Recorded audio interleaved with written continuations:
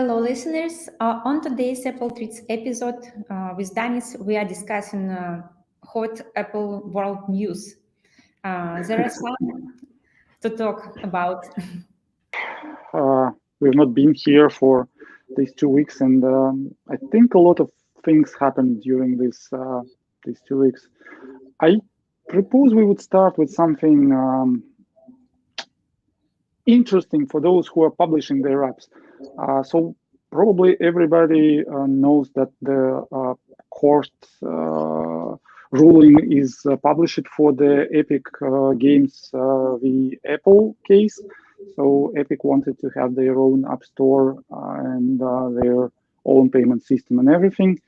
And the court took, I actually don't remember how long it was like, iterating, and there were like a lot of news on the documents shared during that hearings. But as of now, there is a decision which obviously Epic appealed. So the only win for Epic was that they are allowed to use to guide users to other payment methods, right? And interestingly, I mean, I was reading some of the editorials on the court ruling. It doesn't mean that Apple might not take their 30% cut of that money. So even if you use your own payment system, it doesn't mean you don't have to pay Apple. So, and in all other cases, so basically, court does not allow does not force Apple to allow other app stores. Does not allow anything else. So basically, it was like pretty simple solution, which was almost in Apple's favor, right? Arina, what do you think about this particular ruling? I don't think that Epic Games got a big win, but some maybe of this decision.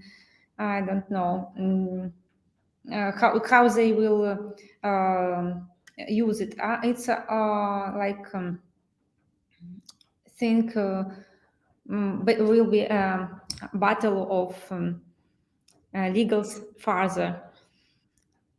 Yeah, there will definitely this saga will continue, and then now with the appeal, I don't know. I mean, Epic Games now representing Tencent, the Chinese company who owns the Epic Games, so they will try to move on with that and to continue hearings. Although this probably the only beneficiary from all of these are lawyers, I think. Like really, the longer it gets, like I don't think there will be much changes there. But interestingly, during this time, there is also South Korea and Japan who issued the legislations in terms of allowing other payment methods on the App Store.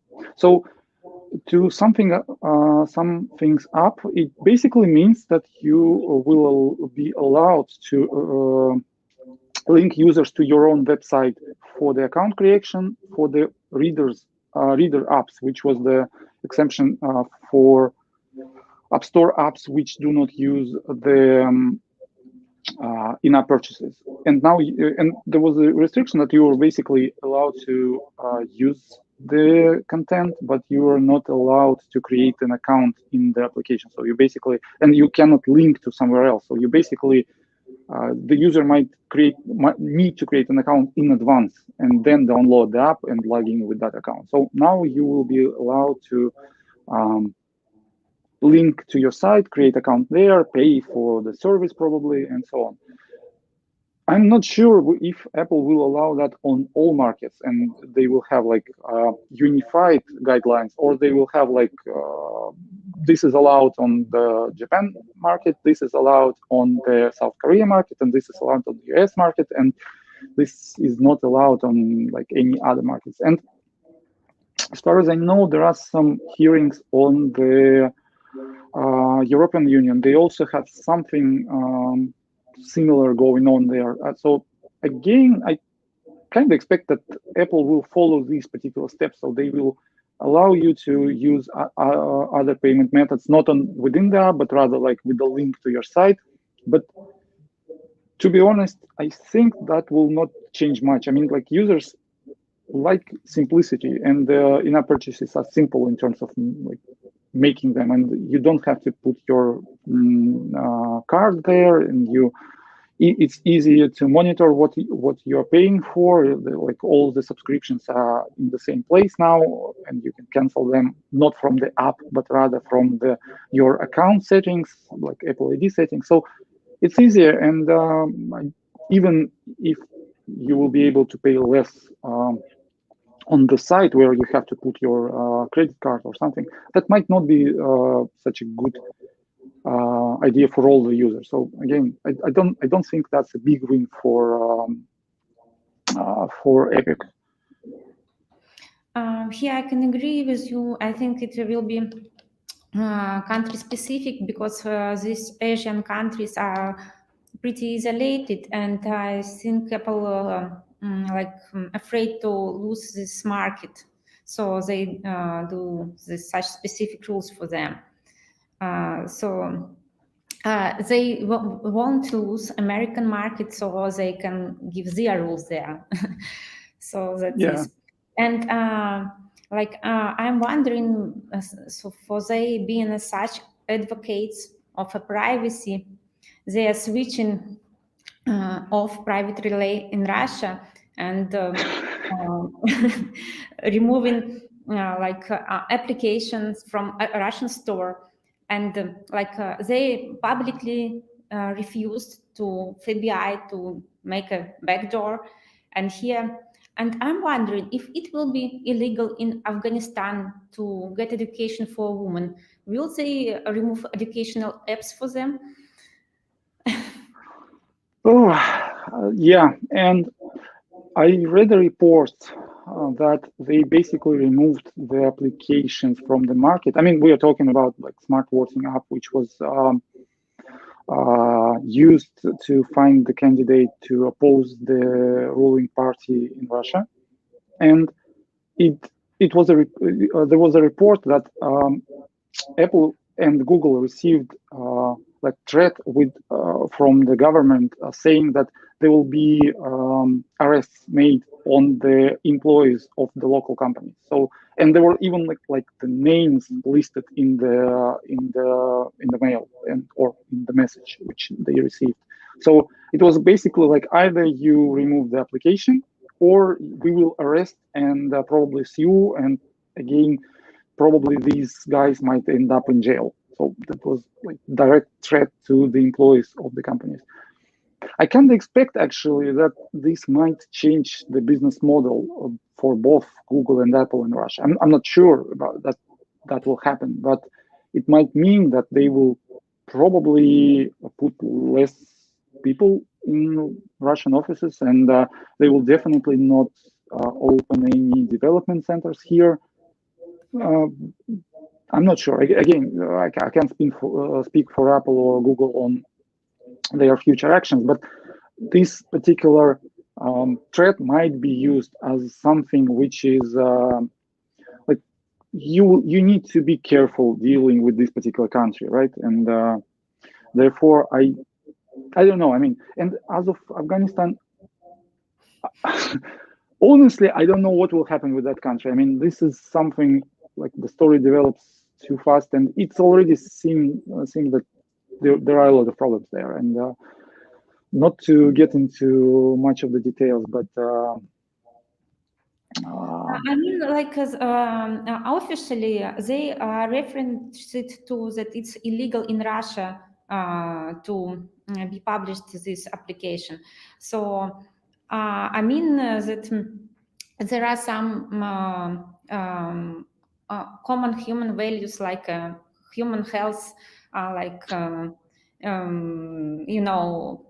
freedom and so on, and they are advocates of it, like privacy and so. I would agree. Yeah. It definitely needs some clarification. I would like to hear that. So basically, yes, they said that this is due to law restrictions, and the reading on the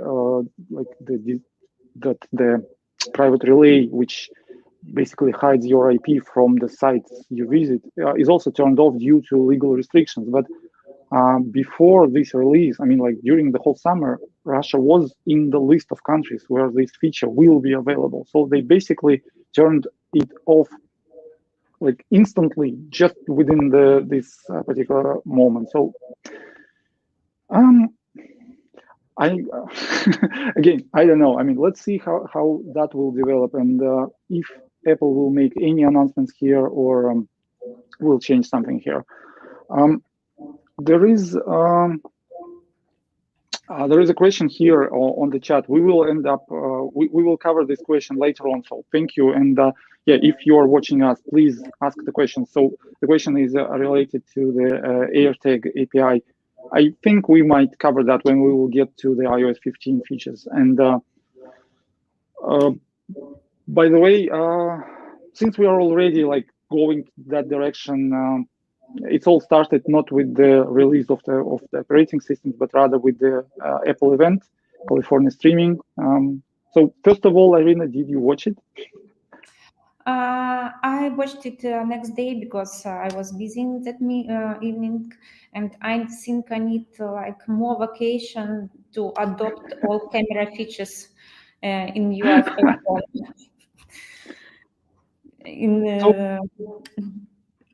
Yeah, and yeah, I think we can go through the devices which were announced. I mean, like literally the event and the aftermath was like basically praising one thing and dismissing all the others. Like again, so what do you think about the iOS 13? Is it iPhone 13? So is it something worth upgrading to, or how do you think? When they announce like better cameras, it always doesn't seem that's such a significant thing. But when I buy it, and for example, I can see that in the night, my photo much better than photo of my husband. So I always showing him, oh, you can look at it. So I at the moment doesn't looks like I need it. But I'm pretty sure when I will have it, I will be happy. I will be satisfied with it. I actually like one particular thing about the new phones. Like, yes, the cameras are like increasingly better, and they are like amazing and everything. Yeah, true. I mean, honestly, true. I mean, I do like using iPhone as the primary camera now. I mean, it's much easier to like have it with you rather than taking the bulky full frame mirror or mirrorless camera with you. But like the cameras aside, the battery is increased, and not just like battery, but the battery time, and that seems to be a good improvement. I mean, we'll need to see how it works in the reality, but it looks like you will be able to use your phone for the whole day without any compromises. I mean, you can use the camera, you can use the AR features or anything else, and you will be still able to like put it to the charging only at the evening. Even now I don't feel uncomfortable with charging my iPhone, and I think it's enough for a whole day, even when I'm traveling, so using navigation, and so unlike an Apple Watch. So, and I think maybe a new version of Apple Watch will look like Apple Watch serves the user, not user serves the Apple Watch, because it was before like always taking care of them and thinking, oh, I need to have something. It's like a Tamagotchi. I need to take care of my Apple Watch to make them work. I would certainly agree with you. I'm proud owner of Apple Watch, and I sometimes like you have to plan your day so you will be able to put your watch to the charger properly, and like this troubles. And probably one of the features of the new Apple Watch is the new screen, and that's it. And even the chip inside the Apple Watch is the same. The system on chip is upgraded, and it seems that it might have better life, but not much of the improvements, which is interesting. I mean, I expected that there will be, and there were a lot of rumors that they will follow the flat edge design of the iPhone, and there were like other features coming to Apple Watch, and they basically put the new screen, which is nice, and but apart from that, like, yeah, but it seems that if you have Series 6 or even probably Series 5, that doesn't mean that you have to upgrade to that, and that's actually a good thing, especially for those who bought the Series 6, and they don't have to rush for the new version. They can have like 1 year off, at least for the watches. Like the phones, it's something like you might want to like discuss, but watches you can skip, like, or if you like the new color. But one announcement is like something which was praised a lot, and that's the new iPad mini. It follows the design of the iPad Air, new iPad Air, and it also has the flat edges. It has 5G, and it has the A15 chip, which is basically on the same chip as the new iPhones have. It's a little bit like slowed down, but I'm not sure. I didn't find any true comparison in terms of performance for the iPad Air and the new iPad mini. It might be that this new mini is even faster than last year's iPad Air. Looks like an interesting thing to have. I would personally want larger tablet because I prefer to use it, try to use it as a laptop, but I definitely think that there will be a lot of users for the new iPad mini. Do you think so?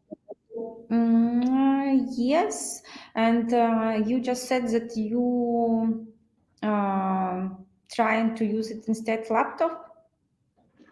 Yeah, I have a Pro with the laptop case and even the trackpad, so it looks like a laptop, and the pencil, and combined all together, that's actually an interesting device. It works good. I believe we already said that, but it's worth repeating. The Microsoft Teams on iPad works less bad than it works on macOS. That's my personal opinion, but it's easier to use Teams on an iPad, and it probably sometimes works faster than it works on a MacBook. Therefore, I'm like using this for some of the office work. I'm using that for the documents. You can't code yet. We expect that to change soon when the new playgrounds and the new apps you will be able to create on the iPad. But as of now, it's a good device to cover the non-programming needs. I probably somebody probably will be able to find the way to use that as a programmer. But as of now, for me, it looks like a device which covers your non-programming needs of the laptop, and it does. I actually think that even the simple iPad, which was also announced on this event, might suit you. I mean, it's kind of still powerful. A13 chip is quite good, and the device is reasonably priced. You can use that for many things, and you can use the older generation, first generation pencil there. You can have keyboard for that, and this is probably we might see that the laptops will actually be only for professionals, like somebody who definitely needs laptop, and the consumers might entirely skip laptops now altogether, fully migrating to the tablets. At least I think so. I mean, I'm maybe not the good predictor of the future, but it looks like that. So universal control feature, is it the one you are waiting for? Yes, and since we're starting to going to the iOS 15, macOS, yes, I'm really waiting for the universal control, but it doesn't work now, and it actually might not work when the macOS Monterey will be released. So we will still need to wait for this feature later this or maybe even next year. But let's start with the iOS 15. So it was released yesterday on Monday. I mean, this was truly interesting thing to see. I was looking into this software update section of the settings, and it was showing this banner like, look of these new shiny features in iOS 15, and then there was like iOS 14.8, and your iPhone software is up to date. Weird, like, yeah, where's the update? The only thing I didn't know exactly at that time that you need to scroll this particular window to get this small option to actually install the iOS 15. This option becomes visible if you click on that banner telling you about the new features of the iOS 15. So that's not like updates were before. It's definitely something different. And it might be that Apple trying to like limit the bandwidth. So not all users will be installing it immediately, and like basically the whole content delivery network goes down. Sure, I mean, again, I don't know why that happened, but I was able to install iOS, iPadOS, tvOS, watchOS, and by the way, the watchOS and the tvOS were installing like just fine as before. It's only the iOS and iPadOS where needed this small trick, and you need to like basically do some extra steps to actually find this update. And the wording like your software is up to date is a bit misleading. Yes, it's up to date for the 14 version, but like we have whole new iOS 15 there. Why I need to look for it like specifically? That was weird. Do you think? And I still not on the 15th because when I'm trying to update, I see an error.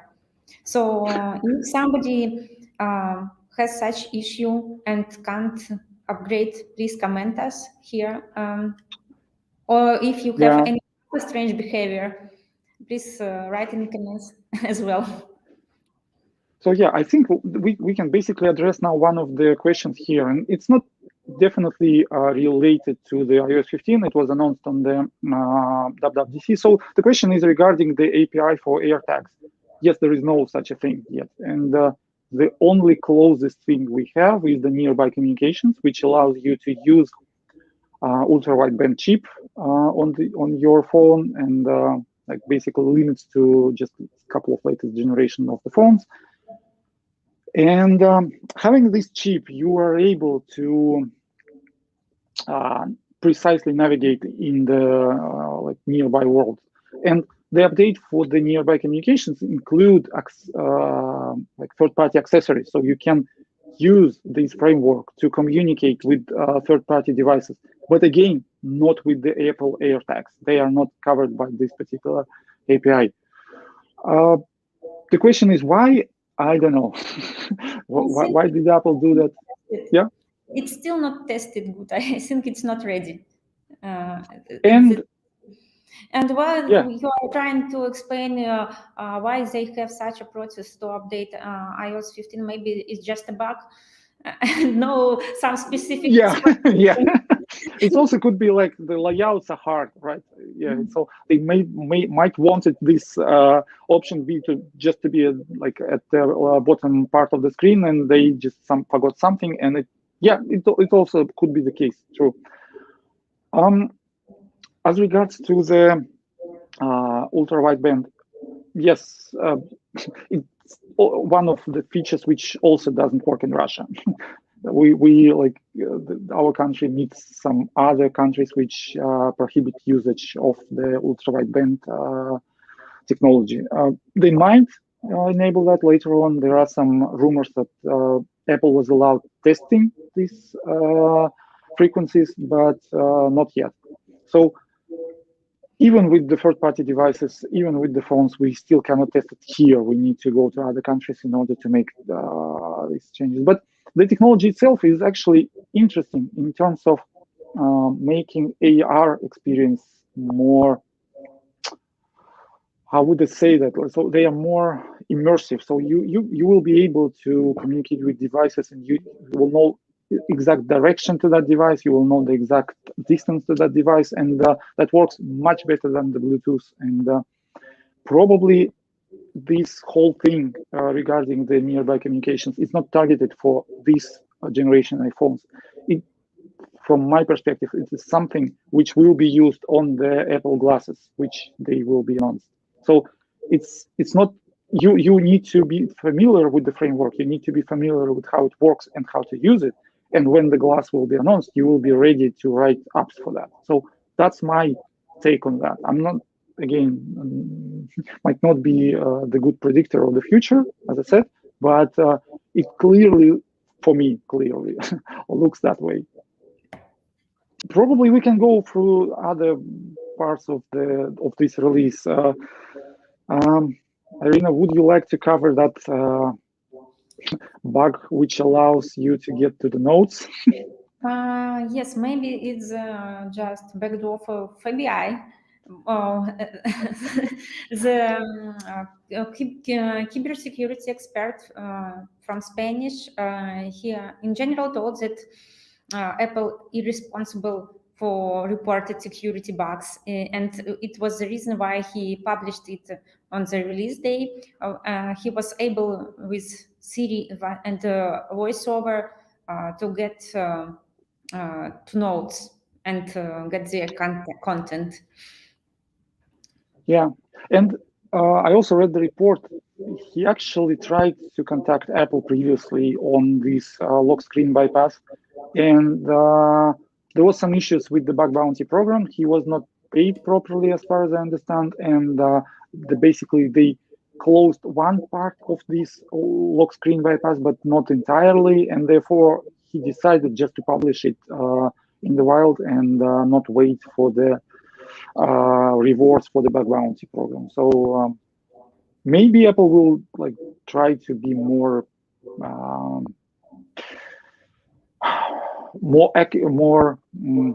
will have more attention to the reports through the bug bounty and be more kind to those who report something. But as of now, it seems that there was some bad communication, maybe something else, and the researcher was angry on the team who was dealing with his case, and therefore he basically published an instruction for that. And as far as I can see, you probably can disable Siri to prevent that from happening. So that's maybe one of the options which you can use until Apple fixes this particular vulnerability. And don't leave your phones unattended. One more thing I would like to mention. So the SharePlay, one of the frameworks I'm waiting for, is not yet here. It's not the part of the official release. They said that before, so we need to wait later this year for this framework to become available. But it looks like interesting thing to me, and being able to communicate with others not just through the FaceTime, but rather through some apps of your own. That's kind of interesting. And I'm even doing one of the conference talks soon on how we can use this technology combined with other technologies to make more interesting experiences for business use. So that might hint, but the talk will be in Russian, so probably not a good place to advertise this particular talk. And we probably need to mention, yeah? I know you liked new maps. Oh, yeah. So they definitely look much better now. And in Russia, they also now finally have the buildings on the map. And there were a lot of cities where there was just roads and emptiness.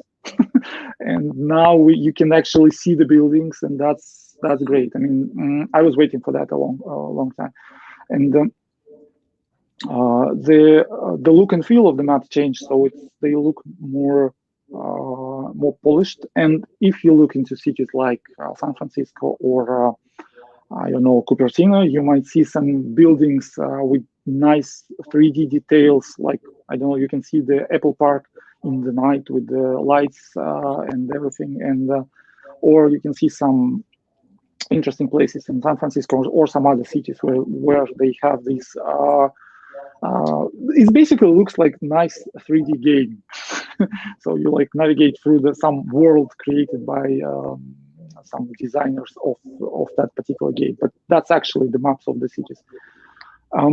Another thing I like about the new release, and probably we might need to wrap up soon with these new features. So the focus modes, and this is something really interesting to me, because I'm one of those who are like try to put to silence, phone to silence and everything, because you need to work and you need to spend less time. But then you might skip something like your, I don't know, calendar appointment, or the message which is important from the, I don't know, like somebody sends your important message over the iMessage or I don't know, Telegram or anything else, and you have to enable these notifications, and then the whole other notifications come in. So yeah, that was terrible. I'm now trying to set up my work focus mode, my like I don't know, evening focus mode, and I now have my podcasting focus mode when nothing comes through. So we can basically do this podcast here. We'll see how it will work next. I mean, I really hope that there is a new API for the notifications, which might mark some notifications as time sensitive, which will be able to come through your work filter, for example. And I just hope that the retailers and other vendors will not be using this time sensitive flag for the notifications if they're sending their regular spam, like here is the new deals for something.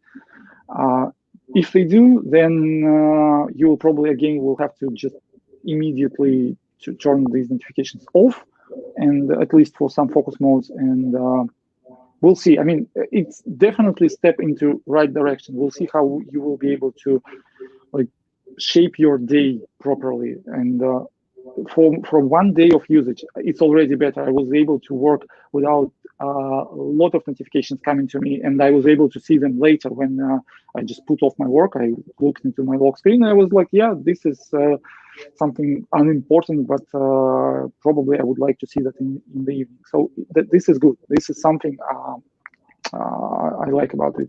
And the last thing before we wrap it up, Safari. There were a lot of people complaining about the new design of Safari, and Apple actually improved the design. So they returned the separate address bar, and you have separate tab bar. But one feature, which is, I don't know how to call it, but it seems to be a good thing. I'm not sure if I will still be able to use it improperly, but the tab groups, which are synced across your devices, including macOS, because you can have Safari 15 for the macOS Big Sur and Catalina. You can put your open tabs into separate groups, for example, like work, I don't know, tickets. I do have like podcasting tab group where I have some resources for that, and you can switch between them. And I was able to like put into these groups my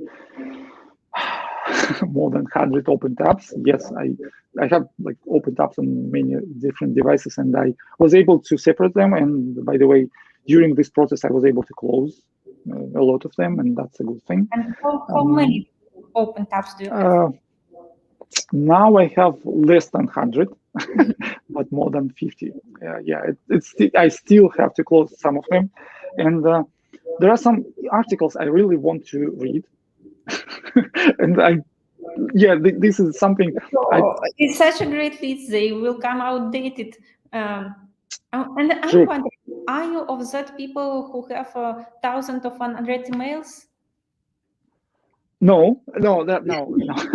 This one is not. So I'm trying to read emails and archive them, or make, if I need to respond and I can't respond now, I make a reminder item to respond to a particular email. And reminders in macOS and iOS, they have now linked to the mail app back. So if you see that reminder, you tap on it and you get to a mail app, and you can compose your response from that. So I heavily use reminders now, and that's turns out to be a good feature in terms of, like, we might probably do something about like time management in the future episodes, but I'm trying to use Apple native apps for that, and the reminders is probably really underestimated tool. It can do a lot, and it helps a lot, and it can give you notifications on the time, on the like your location, or on, and you can include a lot of information into reminder in order to complete your action. So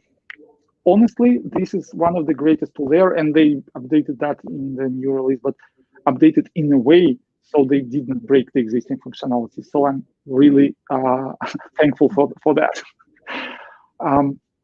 So to be honest, this release was okay for me. Unfortunately, we do not have that shiny like scanning of the text for Russian language, but the English language works okay. It detects the text on the images or the camera. That's, you will need, I believe, iPhone XS or XS as minimum device to support this feature, but it works. And I had some troubles with the Find My network after the update, and I had to restart the device in order to make this work. And some other iCloud sync features were not able, so were not working directly after the upgrade. So I had to reboot the devices after the upgrade, and then everything worked okay. So that was my small issues I encountered after the upgrading the hardware. But apart from that, this, like, they will mostly work. And probably, like, as of now, for 1 day of usage, it's okay release. I mean, it's nice. Did you try to drag and drop between apps in iPhone? I tried. It's a little bit clunky, but it works. And again, I saw. Will you use it in your real life? No, I mean, I still got used to copy something to the clipboard and pasting it back.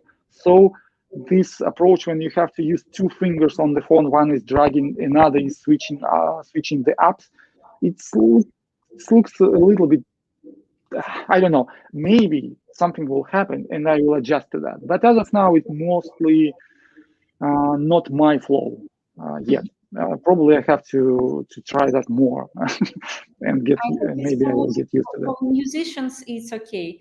Who are playing piano, guitar. Probably, or maybe that will make me a musician, or I will might improve my like multitasking skills, my role. But yeah, you will be able to use both hands simultaneously, and that will make your coordination better. Like, who knows? Maybe that's something like they had in mind. So, but by the way, we do not see any reports in chat in terms of problems with the updating. But if you have something, get to us through Telegram, to Twitter, post your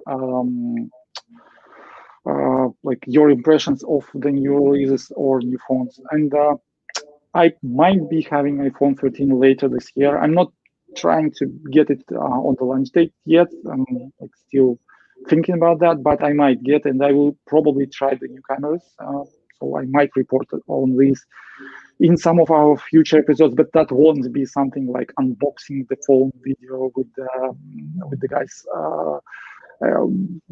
There are already such videos on the YouTube, so if you want to, you can probably look into those, and we will see. And I might be interested more in how you can use this new camera features as a developer. And probably that's more into AV Foundation to check, and we might ask somebody with good experience on the AV Foundation to join us and to talk about the new cameras. We probably need to do that, something like that. Yes, and also please write us in comments or chats if you want us to cover some topic or something like this, or maybe some guests you would like to hear. Please Yes. write us about this as well. Yeah, we would really welcome any of your feedback. And by the way, if you're listening to us on Apple Podcast, please, like, if you're already here at the end of the podcast, you can definitely spend some time making a rating and writing the comments. That really, really helps us. Please, we do not have any ads, we don't have anything else, but we really need your feedback there. Like, any honest feedback will be great. If that's 5 stars, that's much better, but like any star number will be great. And with that, we probably need to wrap up, right? Right. So thanks everybody for joining. Yep. Thank you. And see you next time in 2 weeks. See you.